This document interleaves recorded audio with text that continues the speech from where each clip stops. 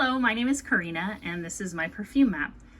Today I wanted to talk about finding similar fragrances in my collection. So one of the benefits, perks maybe, of having a very large collection is you start recognizing notes that are similar, or like accords that are very similar, like throughout your collection. And sometimes they can be the same thing that you might find in a very expensive perfume, you might be able to find in a much less expensive perfume. And this is just to my nose. You might disagree or you might agree, and you can leave all of that in the comments. I'm happy to have a discussion about it. I'm really not a very uptight person. If I come off as a little snarky sometime, I just want you to know it's like all in good fun. Like I'm good. But a lot of fragrances I have, like I'll see the same kind of notes, but I might prefer it in one or the other, or I'll think it's like done better in one fragrance or another. So we'll just get started. So I have something here that's kind of new to my collection, and through my like thrifting, mostly on Shop Goodwill or sometimes at the Goodwill outlet, I have been picking up lots of perfume, and one thing that excites me in a lot is if I see like a baggie with samples. And in the last couple of lots, I've picked up maybe 4 different samples of Vie Est Belle by Lancome, and I had never experienced this fragrance before this. I mean, I've smelled it since I bought it, but I mean, before getting it in these lots, I had never experienced it. And as soon as I smelled Vie Est Belle, I realized like, oh, this is like a very recognizable scent profile, or like I've smelled something like this. The other thing that surprised me about Vie Est Belle is how much I like it, and how kind of mossy and patchouli like it smells. I'm not going to go over all the notes. I'm just kind of comparing what I think is similar. This fragrance, when you first spray it, is very, very strong, especially on skin.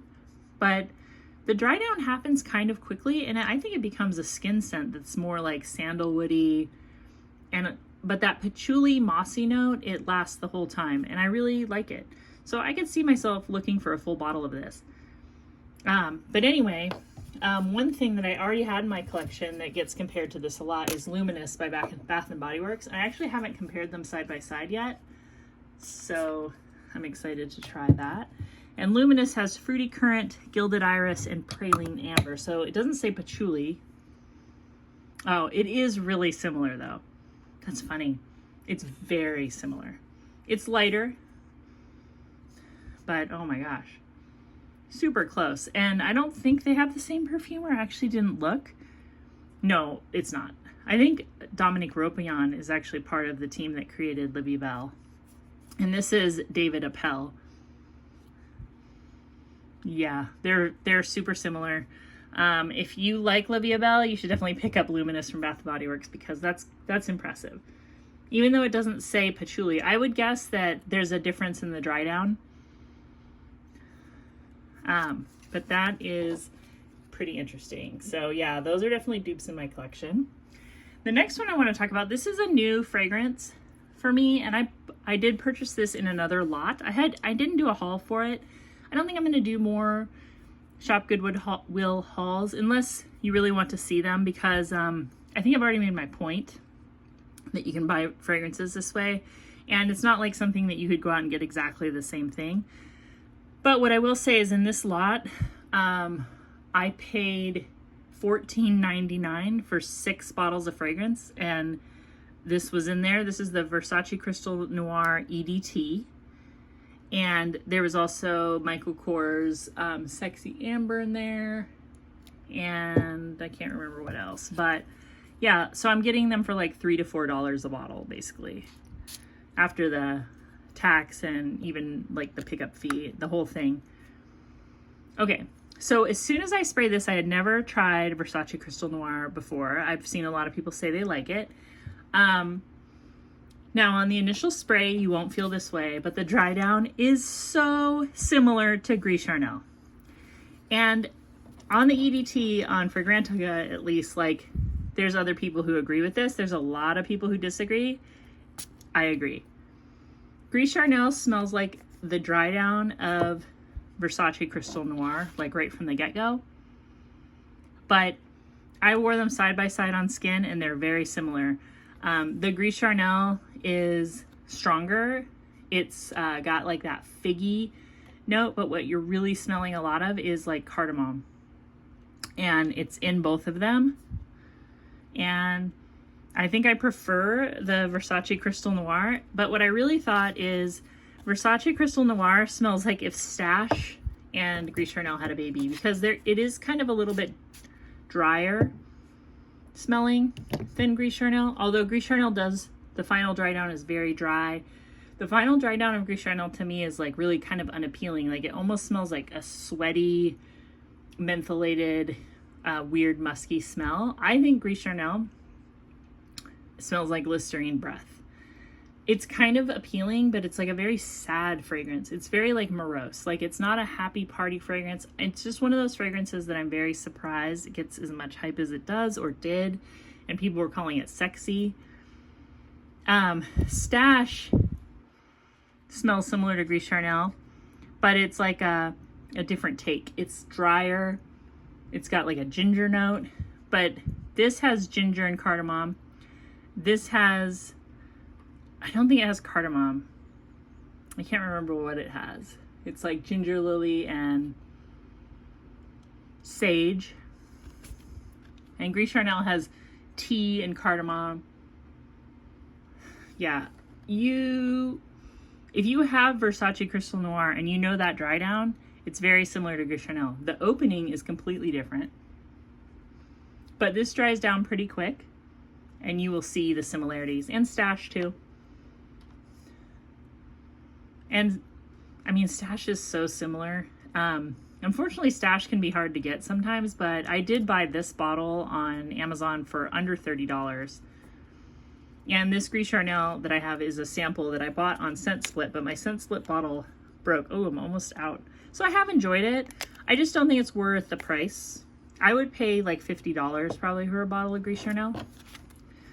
But if you want something similar, try either Stash or Versace Crystal Noir, especially if you can get it for cheap. The next thing I wanted to show you, this is also new from a lot, is Roxy Love.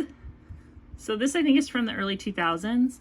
Roxy was like the girl, like the young woman Quicksilver brand. I don't think it's still around. If it is, I'm sure it's been like bought and sold by different parent companies. So this is like a citrusy blue fragrance, but it has like, it doesn't say vetiver, I don't think, in the notes, but it says something, maybe it does say vetiver. But what I get from the dry down of this is like a very light version of what I understand to be Bal D'Afrique. I only have this dupe. I've never smelled the original, but this is like a very lemon, kind of earthy lemon, grassy, vetiver, like savanna smelling, dry, citrusy, grassy fragrance, and I really like it. I do not recommend this particular dupe company. As you can see, it's leaking, and almost all of their bottles that I've purchased for them leak.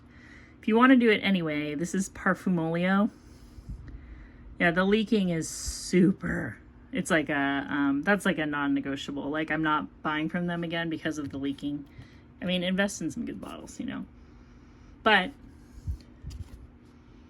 yeah, there's something about the dry down that's very Bal D'Afrique-ish with this Roxy Love. I think it's discontinued. I think it goes for like good money on eBay, but I paid about $4 for it as part of a lot. Yeah, like a lighter, more like a EDT version of Bal D'Afrique. But probably doesn't get compared a lot because they're not from like the same time. It's not like the same market. But another fragrance I have that I think smells a lot like Bal D'Afrique and shares a lot of the same notes is CKB. Again, lighter, but it is similar. It's like a more shampoo-y version of Bal D'Afrique, and a lot of the same notes if you look it up. And CKB you can buy for like 20 bucks. I just think if you like Bal D'Afrique, you probably like CKB, and you probably also like Roxy Love. Slightly different versions, but all remind me of each other, especially on skin.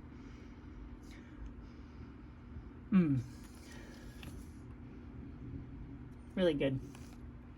The next one that I wanted to show you is kind of an interesting one, I think, because I don't like one of these fragrances at all, and one of them I kind of like. So this is Lattafa Awaan.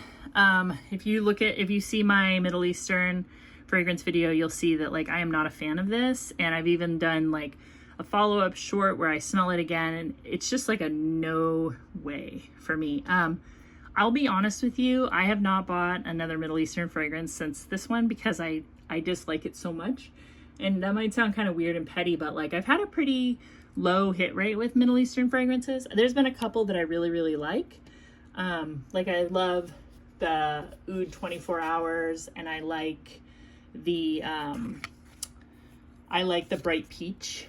But this fragrance, this Lattafa fragrance, okay, like I don't hate it as much because I know what I'm gonna get. But this smells like a honey patchouli, super brutal patchouli smell. That's like mentholated, hot. Followed by a sandalwood and caramel smell. None of it smells like blended right to me. It just smells like it should have less patchouli, and I'm a patchouli lover, so it's weird to say that, but it's just out of balance. But recently I was wearing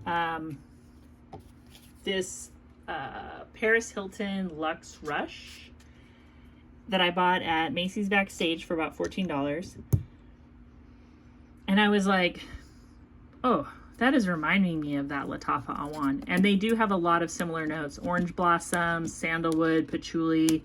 But the Luxe Rush is done a lot better. I think between these two, the Paris Hilton is the superior fragrance. Better blended, smells more appropriate. This Lattafa Awaan is so strong too. Like I never spray on clothes on purpose, but like I sprayed my inner elbow, and this fragrance went through like my shirt and got into the like knit of my sweater, and I could smell it on that sweater for days. It's just so strong. And it gets compared to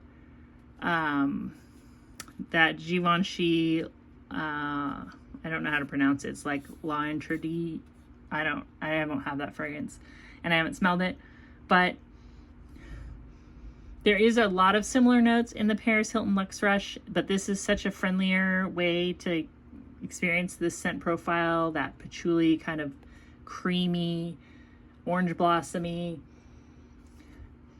that I would definitely go for this. This isn't much more expensive. I mean, this I think I bought for like 26 bucks, but I just don't see me ever wearing this.